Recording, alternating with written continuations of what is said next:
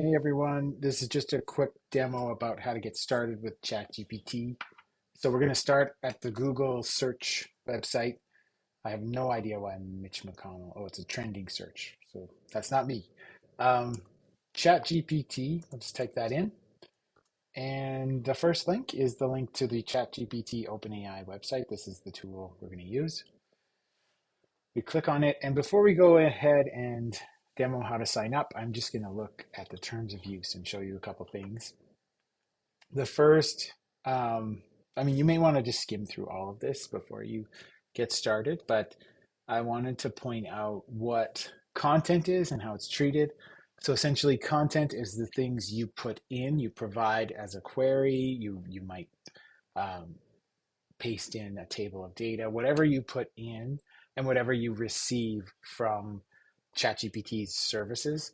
So, oh, might as well zoom in. Why not? Basically, that is owned by you. Um, the the reality is that you own that input and that output, but they may use that content to what they call train their model.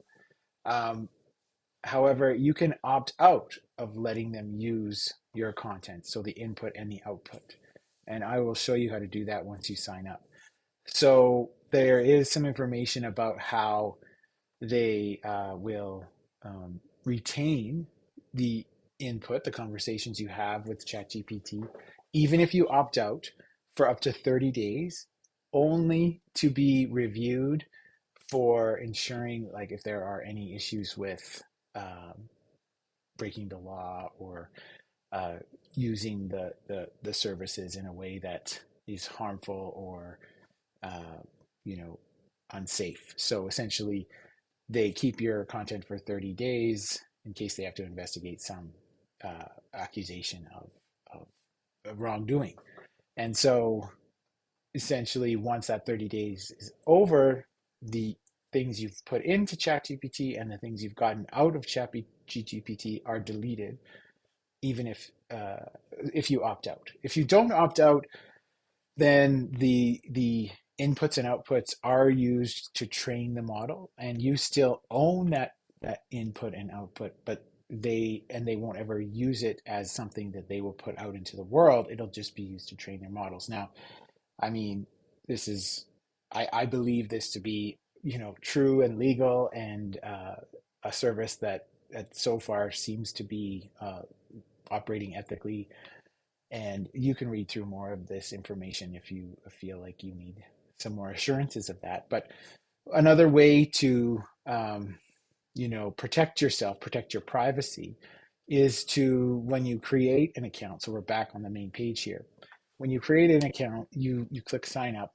You can actually go ahead and create a new email account somewhere in the internet, into the world, and say that this is going to be your, ChatGPT email address, and it will only be used to access ChatGPT.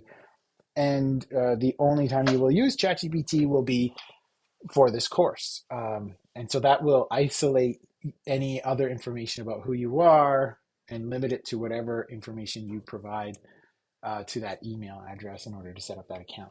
So it's another way to protect your privacy. So I'm not going to walk through how to create a new email address. You can do it through Google, Microsoft, Apple, all these different places where you can just create a new account and then use that to sign in. So I have an email account with Google that I'm going to use to demonstrate this. And my recommendation would be that if you're comfortable with the terms of use and how your privacy will be protected, you can just simply continue with Google and sign in with create an account based on your UAlberta email. So I have my UAlberta email. I've already got an account with that, so I can't use it, but I'm going to use another uh, Gmail account I have, that I think I don't have an account on ChatGPT with yet. And um, this is what you would do. So you would come here. If you decided to use your U Alberta email account, you'd go through the same process I'm going through right now. Um, and I don't remember my password, so luckily it's saved in my browser. And then it says by continuing, Google will share your name, email address, language preference, and profile picture. So that's the privacy information that would be shared with OpenAI, and if you had a Gmail account, nothing else. So then you would continue, and I've created my first ChatGPT account. So you don't have to fill in any of this other than your name. I don't know if they need, I'm just going to leave it blank and see what happens. Um, oh, you do have to enter your birthday because you have to be at least 13 years of age in order to use their service. So my birthday, I'm sure you could just lie and type in whatever you want. That actually is my birthday, so we'll go with that. Um, okay, so when you first get directed to your account, it takes you to something called the platform view. We don't want to be working in this view. This is more for developers, and it allows you to do more than just simply interact with the ChatGPT AI. You can play around with this, but for our purposes, I want you to ignore it and then simply go to type in the address bar ChatGPT, um, openai.com. And now it still has you logged in. You can see I'm still logged in, but this is the window we're going to be working in. So this is where we're going to basically do queries to ChatGPT and get some outputs and help us iterate some of the proposal work you're doing.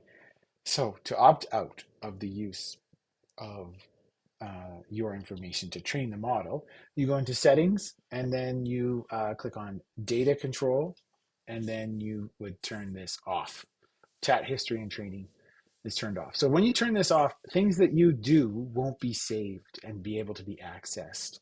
So if you're working in ChatGPT, you'll be having to copy and paste things out as you're working, but it won't save a history of your interactions with the tool like it would if this was on. When this is on, anytime you interact with the tool, it'll create a conversation, they call them, and that conversation can be accessed at a later date by you, um, and is saved to help train their models.